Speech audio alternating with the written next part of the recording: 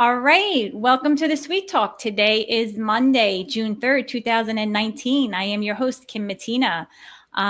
Today I have on the show Mr. Kyle Niemis, and he is from New Jersey. He's from South Jersey, South Brunswick, New Jersey, not South Jersey. He's an ed tech coach and a former science teacher, and he is an instructor for TCNJ, and he teaches about the Universal Design for Learning model. And he believes that, offering students choice and options is an ideal method for teaching. And he is the co-creator of ClassroomQ. So welcome to the show, Kyle.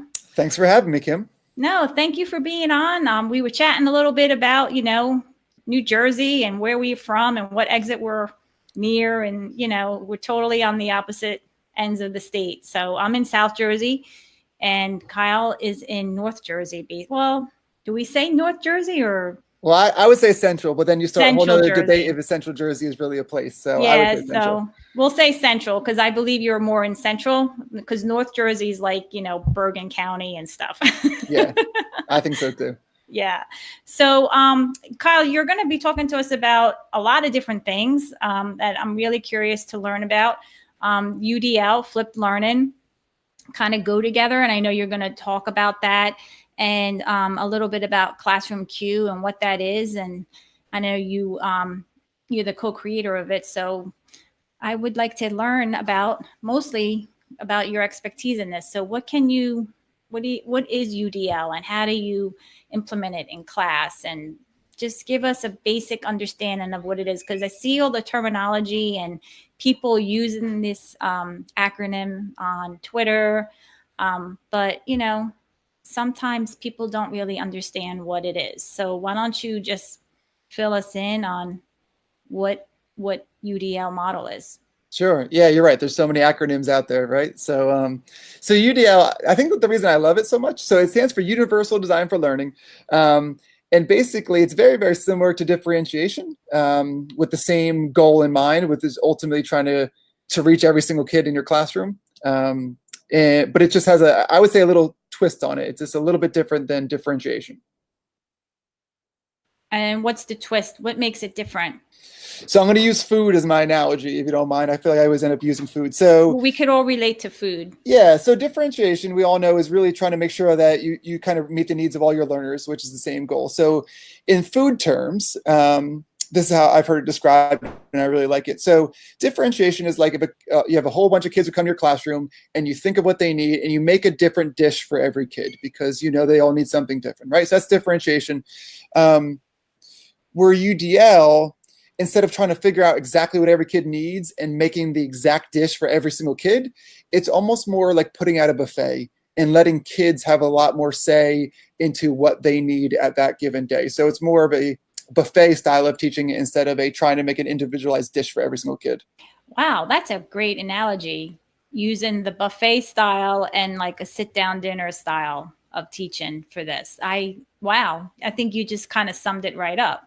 So the buffet style will give students choice and allow them to pick what they want to take control of their own learning, right? Yeah, and I guess the thing is, though, sometimes it seems overwhelming too. Like, oh my goodness, I need to make a buffet for every single class, and that could be scary. So the other, I think, main part of it is that if you were to host, let's say, a dinner party, I'm going to keep on going with food analogies here. You would think of the people coming to your party first, right? Like if you knew there was someone, let's say, with a gluten allergy, you'd probably put out gluten-free buns. Or you knew that someone loves spicy food, you'd put out a jar of hot sauce or something like that. You know what I mean? So it's the same idea with teaching, is you have to think of who's coming to your classroom every single day, and then you kind of put out very specific options in mind that you think would benefit those kids. So, okay, so now that you explained the analogy or used that analogy for it, what do you do? Like, how would you implement this type of model in the classroom as far as using the technology? Okay, so for me, I'm a science teacher, or I guess I was. Now I'm a tech coach, but for years I was a science teacher, and I taught 7th grade science. And so the analogy is, let's just say I'm teaching about the human body. Instead of me getting up there and lecturing, what I would do is I tell every kid, ultimately, I still want them to get to the same end goal, but they have some different options for how they want to get there. And so one big part that I just really believe strongly in is the idea of kind of flipping lessons or recording lessons, because just having a recorded lesson itself is UDL. Because some kids can watch it fast, some kids can watch it slow, some kids can pause it, just that they have a variety of options just within the video itself. They can turn closed caption on, things like that. But then I was a big fan of too, like, let's just say hypothetically, your dad knows everything about the human body and you already learned it. Then like, don't watch my video. You know what I mean? Like you can kind of move ahead and go on to other stuff. So it's just the idea of giving students options for how they want to get to the finish line, with, to me, having a flipped lesson kind of as the main option that kids might want to choose. Okay, so what are some, because I'm a technology teacher at the middle school in South Jersey, and I use activity boards. I call them activity boards. Some people call them learning menus or choice boards, but I call them activity boards. And what I do is I create a table in Google Drawings, and I give the students options on what they have to complete, right? Mm-hmm. And then it opens up a hyper slide with the learning goal and directions and screencasts and different things like that, so that they can kind of be independent and take control of their own learning and at their own pace. So my question to you is, am I already doing UDL? So I'm going to say yes and no. Okay. The fact that there's choice is absolutely UDL. Like UDL is a huge, big, or kind of concept, but there's choice everywhere. So here's the difference, though. I would say is that they still, usually with choice boards or menus, they still have to do like 3 of the 9 options or something like that, right? Yeah, sometimes with some people they do. Yeah. Yeah. So a lot of times it's like, all right, you have to choose 3. So absolutely. And I love the idea of choice, but I think that sometimes it's the idea of, what if they already know it? Like, what if you're trying to get them to learn about whatever digestive system, but they already know everything you need to teach them, or almost everything of what they have to learn? Do those kids still need to complete 3 activities, or are you kind of wasting their time at that point? So I think it's a little different in the idea of, it's not what they need to do, it's what they need to learn, I guess. So that would be giving the kids like a challenge board. Could be, yeah. I mean, for me, I do a lot of formative assessment. You know what I mean? So it would be like, on day 1 of our lesson, let's see where you're at. And then they kind of say, oh my goodness, I only know about 20% of what I'm supposed to learn. And then I have them kind of make a plan. I'm going to watch your flip video, then I'll do this. Or if a kid gets 90%, they say, I'm just going to do this one activity to just boost myself to where I need to be. So it's a lot of self-assessing where they are, and then making a plan with some choices.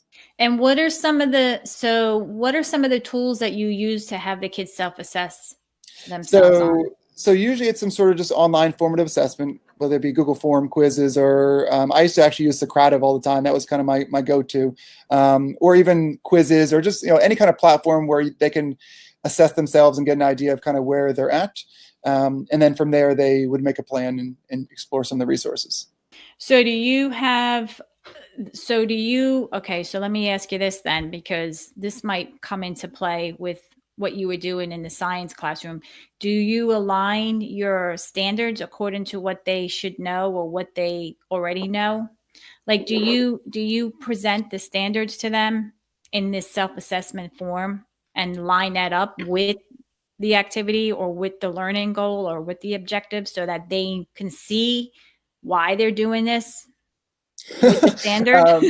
If I'm going to be honest, I don't, and but I Okay. probably should. I mean, all my lessons and curriculum, of course, is geared towards the standards, but I don't actually give them the specific standards. And the reason why I ask, I don't personally, I don't do that as well, so don't feel bad. Okay, cool. The only reason why I asked was because I had a guest on the show and they did that, and I was like, wow, like they gave, I forgot who it was, and I apologize, but they used the standard. So whatever they were doing, they would connect it to the standard, as we all do, but they actually presented it to the student as well, so that the student can see the standard, whatever she had in the assessment matched the standard, and they were able to see that connection. And this was a high school it was a high school level. It wasn't middle school or elementary school. But I thought that was interesting because the student could actually see what the state is requiring and then how the teacher is aligning it with the curriculum.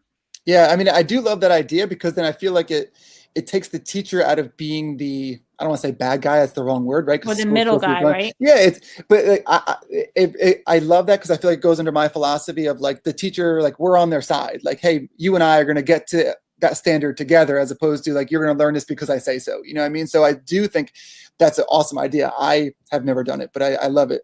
Yeah, I did like that idea when she mentioned it. It's just something that you would have to incorporate in with your assessment or in your resources so that they can understand where this is coming from. It made sense, but again, like that was at a high school level.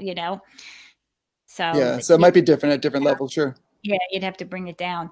So what other tools do you use then? Okay, so you talked about Socrative and Google Forms and quizzes and stuff like that. But so now when you're doing the videos or whatnot, I'm assuming that you're creating screencasts of your directions or your lessons, or are you using something like Edpuzzle to Um, assess kids in there as well? Like, so tell me a little bit about your technology workflow with this, because I think you gave a good description and introduction about what UDL is, because I got that like right away. all right, So cool. that was really good. So now I want to know, like, okay, I understand it's connected with flipped learning, but so now let's talk about how more in depth about the flipped technique of it. Sure. So my flipped style, I actually don't like to screencast. I like to be in the videos, like not just my head in the corner, like I am right now. So if I'm able to share my screen, Yeah, am I able to hover do over anything? to the left or hover over to the right, and you'll Oh, okay, see screen that. share. Cool. Yeah. All right, so I'm going to just share for a second. I'm on screen sharing now, right? So can you Yeah. see me in my video? Yep. All right, so there I am. So I'm just a big fan of actually being in the video. I think it feels more natural to the kids, and then you can kind of, you can see based on my face there, my personality comes a little bit more, I think, into it as opposed to listening to a screen.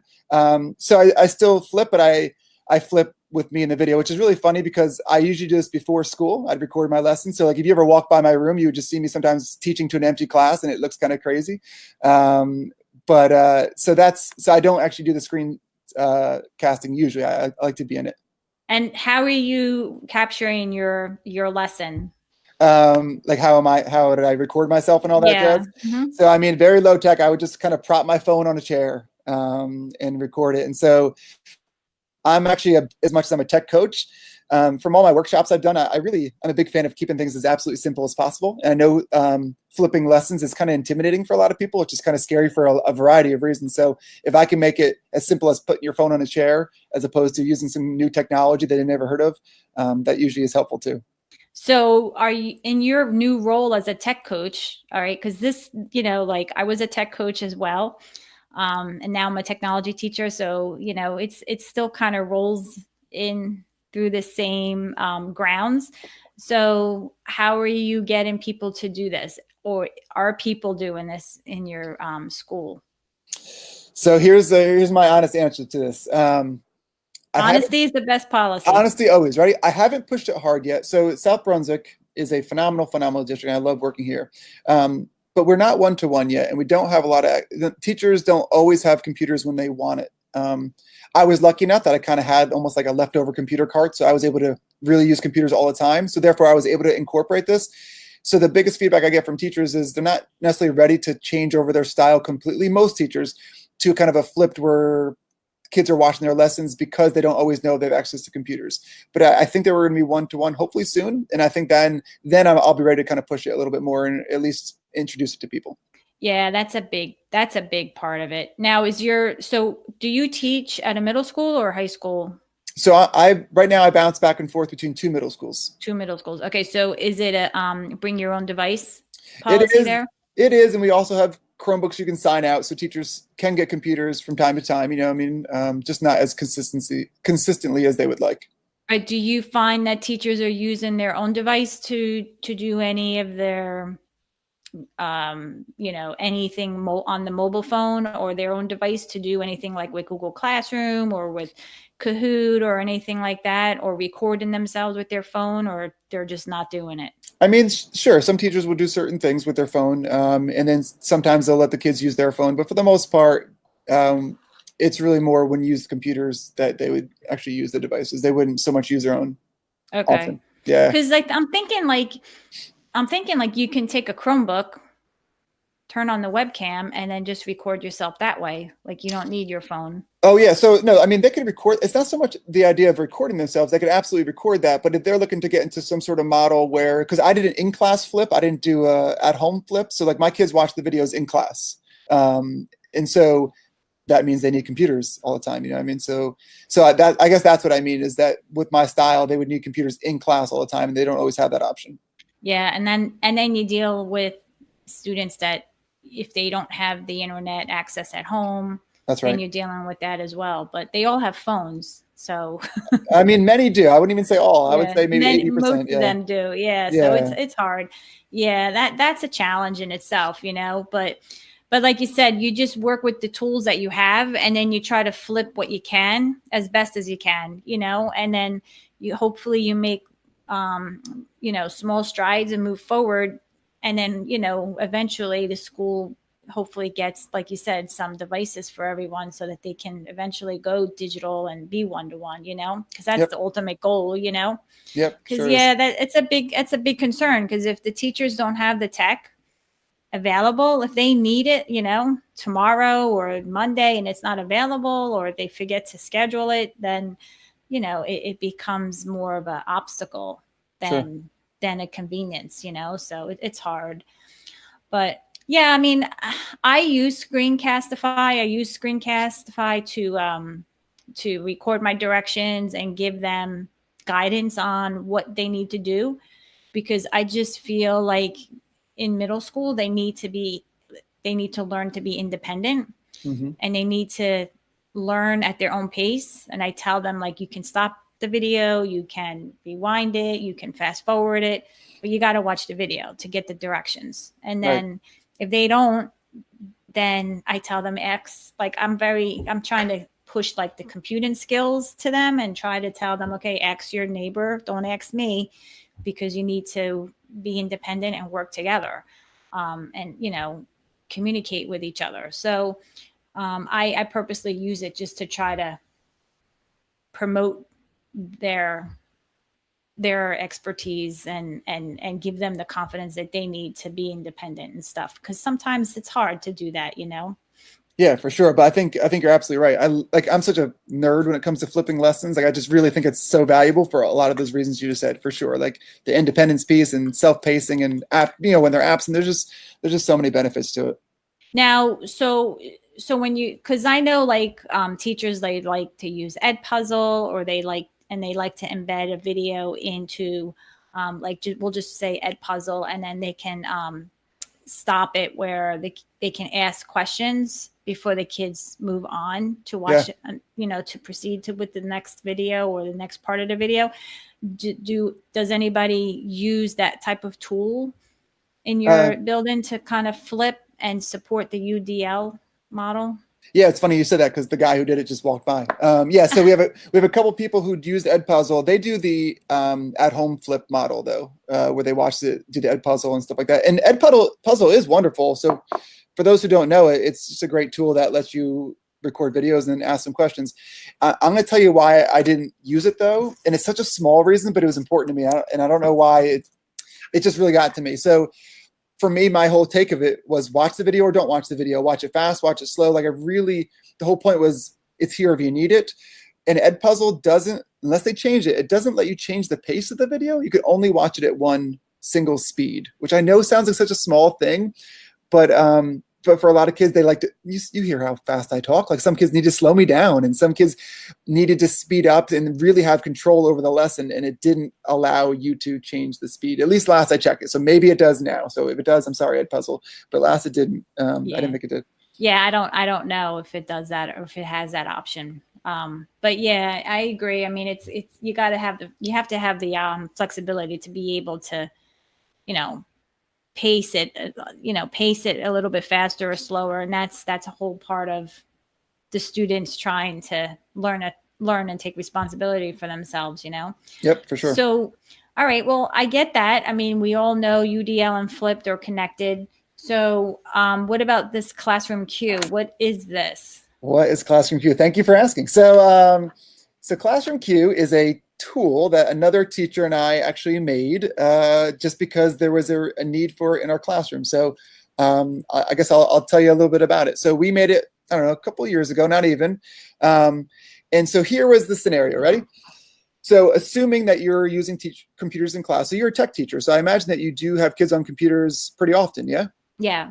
All right, and so and I love, actually, I feel like you were kind of introing it before, not even realizing it, which is awesome. And so no matter what, we want kids to be independent, right? We want them to use our flipped lessons or ask 3 before me. Like that's the goal, but inevitably they're going to need you at some point. And those assignments that like 8 hands go up at once. So certain assignments that can go solo and certain they need you, right? And so with my style of teaching, there was always certain days where like a lot of hands would be up in the classroom, and it would drive me crazy because a kid would be sitting there with their hand up, and I know that like they wouldn't be working, and they would just be, hand would be up, and they'd just be waiting for me to get there, and what wasted time, right? Or I would be running around like a crazy person trying to get from you to you to you, you know what I mean? And so both those things kind of drove me crazy. So I'm like, there's got to be some sort of system where a kid can just tell me they need help and then move on and keep on working. And that's kind of exactly what our tool does. It's honestly the easiest tool you'll ever need. Like if you looked it up right now, you would see that you could learn it within like 30 seconds. So the idea is— I'm going to look it up right now. Why don't you share your screen? Sure, I would love to. So, I need to share my screens first. So if I share my screen. All right, am I sharing now? Yeah. All right, cool. So this is it, ClassroomQ. So basically, if you are a teacher, you would log in and all it would look like is an empty queue. So I guess let me just log in and I'll show you real quick. So if I log in,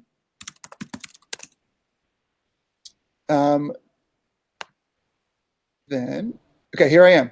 So basically, it's just kind of this empty queue. You can see a couple people are here, I guess, test subjects from when I tested it last time. And it's just an empty queue. Whereas now, if I was a student, I would tell the kid to go to classroomq.com, and we'll be Kim, if I can be you, if you don't mind. And so they would put in the code that was there. And then basically they're working, they have this tab up or whatever it is. And then whenever they get to that moment where they're like, oh, I really need you, they would just click the big red button. So maybe they would just see like, oh my goodness, I need help with number 2. Like it's driving me crazy. I can't figure it out. They would do it. And you can see down here, it would tell them where they are in line. And then on my screen, it would just have the kid, the person, and it would tell me what they need. And Get out of here. That is awesome. That's it. It's super. So it's really simple. And then it's cool because this queue would just keep on getting bigger, hopefully not too big. And then the students, it would live update, hey, you're third in line, second in line. But the whole idea is now a kid can click the button and just get back to work to the best of their ability without sitting there with their hand up. And the teacher, you could either project the list, which is super cool and easy, or you can just walk around with it on your phone, whatever is easiest for you. And you can just, it's like a deli ticket system meets the classroom. That's all it really is, but it's been really helpful. Okay. So leave your screen up. Okay. It's up. So when a student posts they need help, do you physically go over to the student and help them, or do you type a response in here?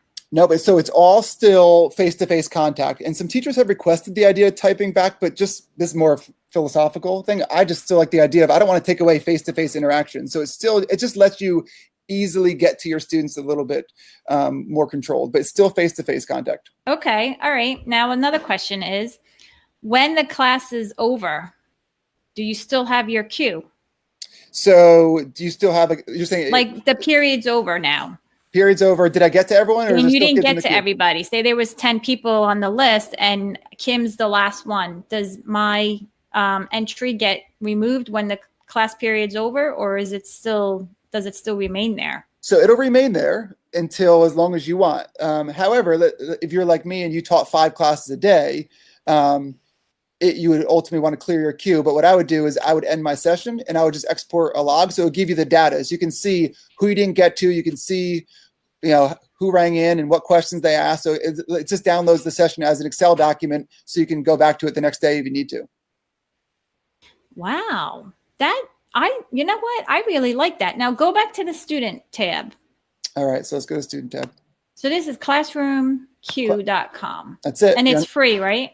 Yeah, so it's free. There is like a paid version, which I can talk about in a second, but 99% of teachers use the free version because, I mean, that's all you need, basically.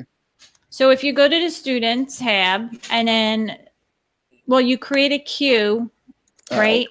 And you give the kids the code to join the queue, right? Or to have access to the queue? Yep. So if I go back here, so here I'm a teacher, you just give them every teacher has their own random code. So the next class period, so tomorrow I come in. Same code. I have the same code as yesterday. Yep. So most teachers will just put the code somewhere in their room. They'll just hang it up somewhere.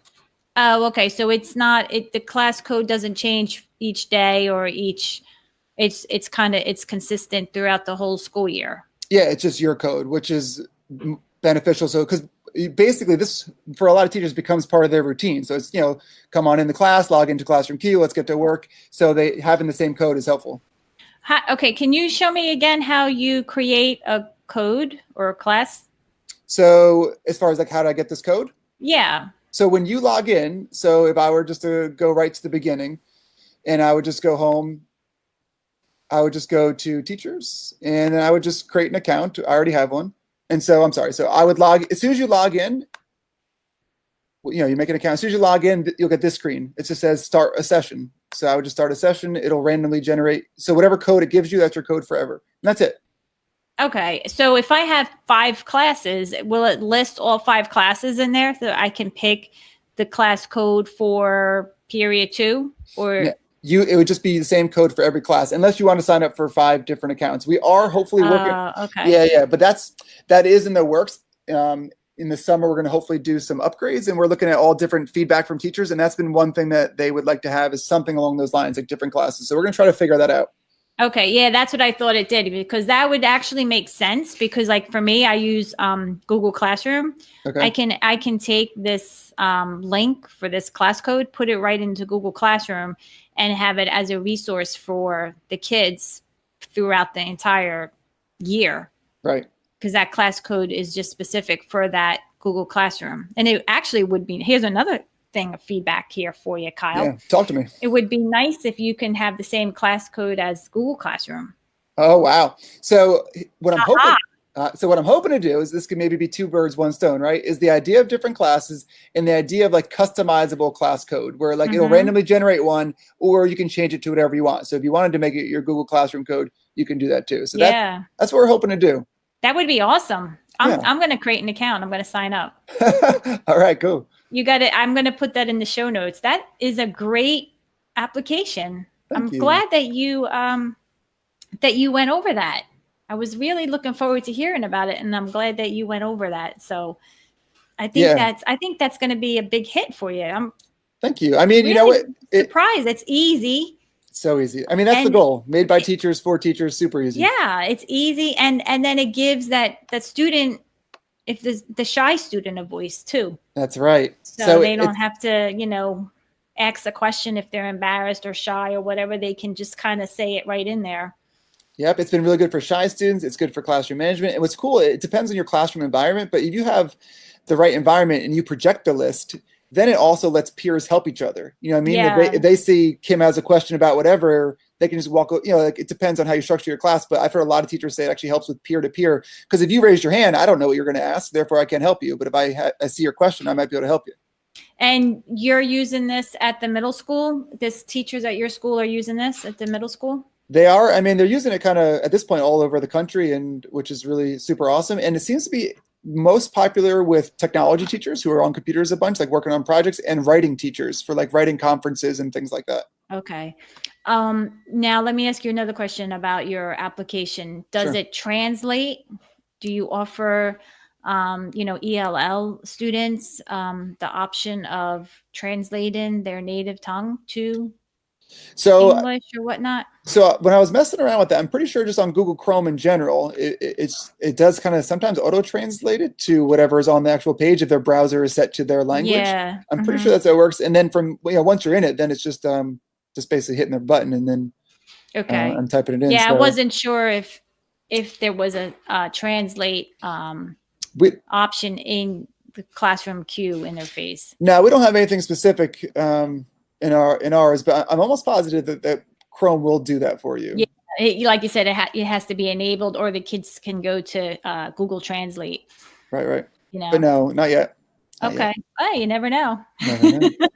Wow, that's awesome. I'm definitely gonna check that out and put that in the show notes for people. I would really highly recommend that you visit classroomq.com and create an account. It's free.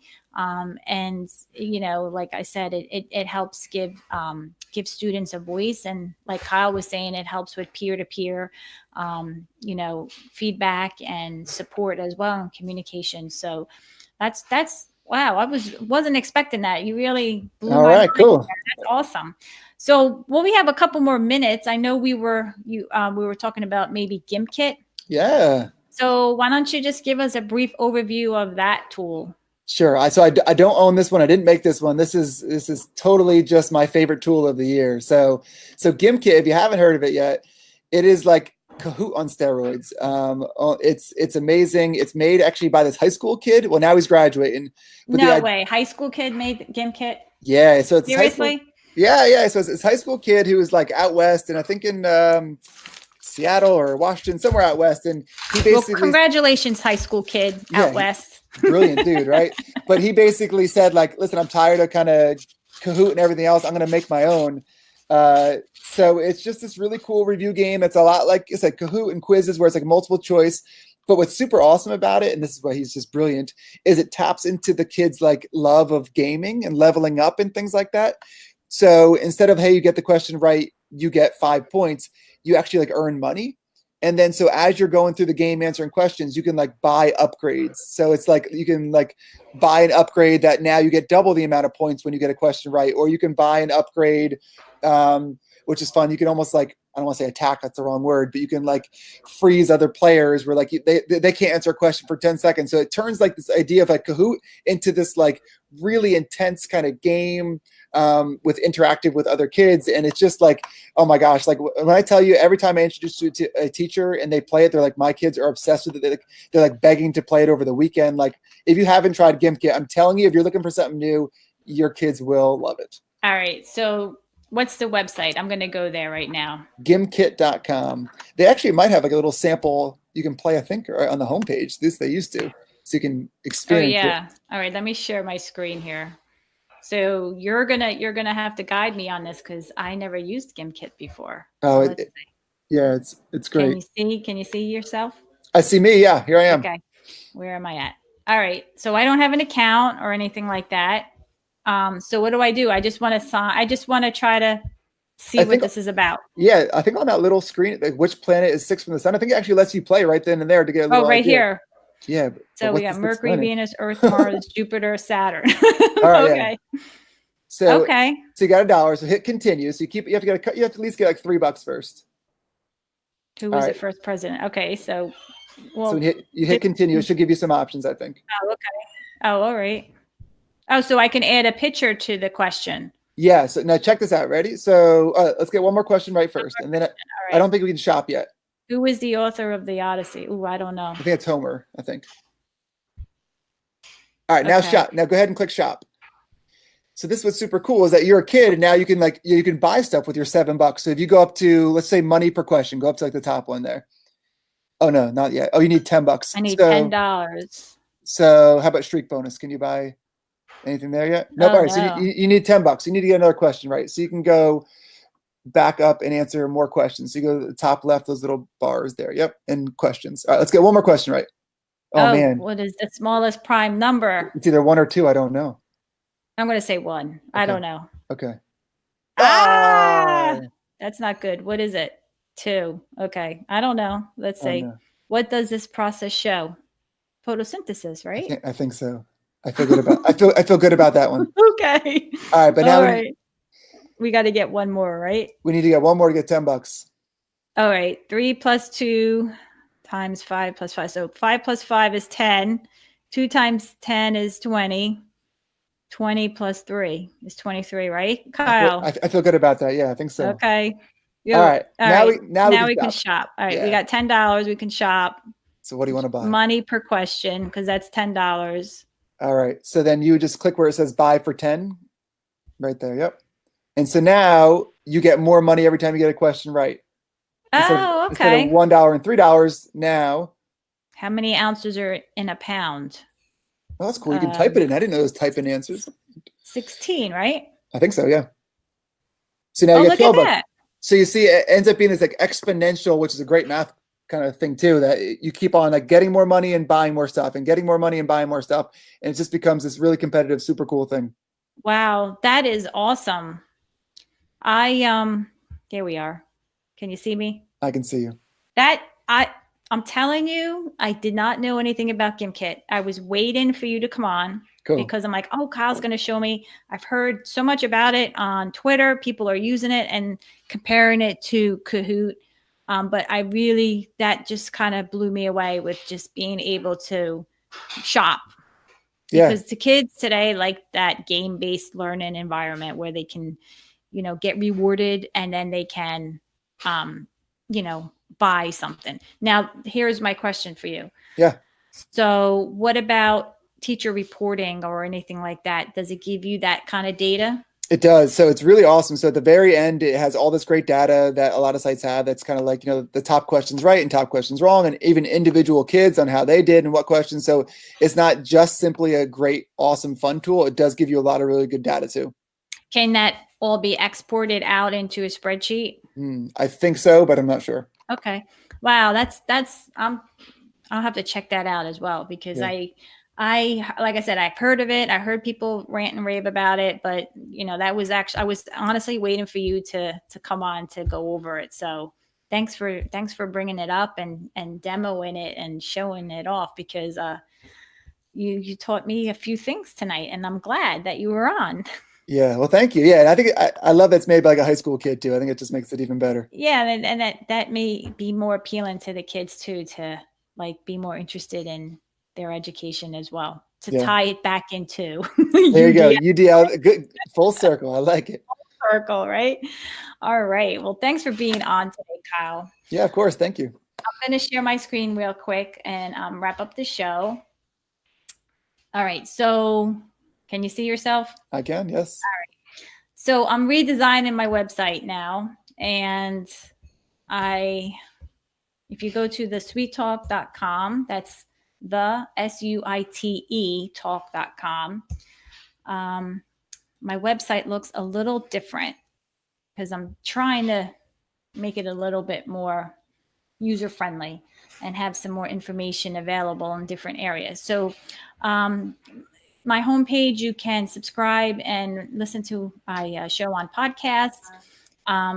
If you'd like to be a guest on my show, you can scroll down on the homepage now, and you can fill out the guest inquiry form here. I have a button right here on the homepage so that you can check my schedule to see who's going to be on as well. If you go over to the episode and podcast list page, you can scroll down and you can watch past episodes, or you can look at the show notes. And the show notes are curated using Wakelet now. And I really love Wakelet. And I'm going to have a show about Wakelet on Friday. So tune into that one and you'll see magic of Wakelet. If you're using if you're using Jamboard, you can check out my idea board for Jamboard here as well, and try to learn about it. And if you're using it, share your idea so we can help others and pay it forward. So again, you can subscribe to my YouTube channel. I have a Facebook Sweet Talk group that you can join, and you can also listen on Podbean, Spotify, Apple Podcasts, Google Play Music, and Google Podcasts. So let me know if you guys like the new layout of my website. I didn't really, I'm not done with it yet, but it's a work in progress. And so far, I really like how it's coming out. So just give me some feedback.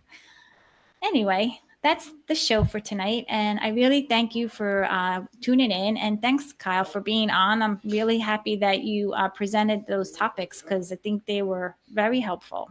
Thank you. Yeah, it was awesome. All right. Until next time, I will see you later. Have a good night. Bye. Bye-bye. Bye-bye.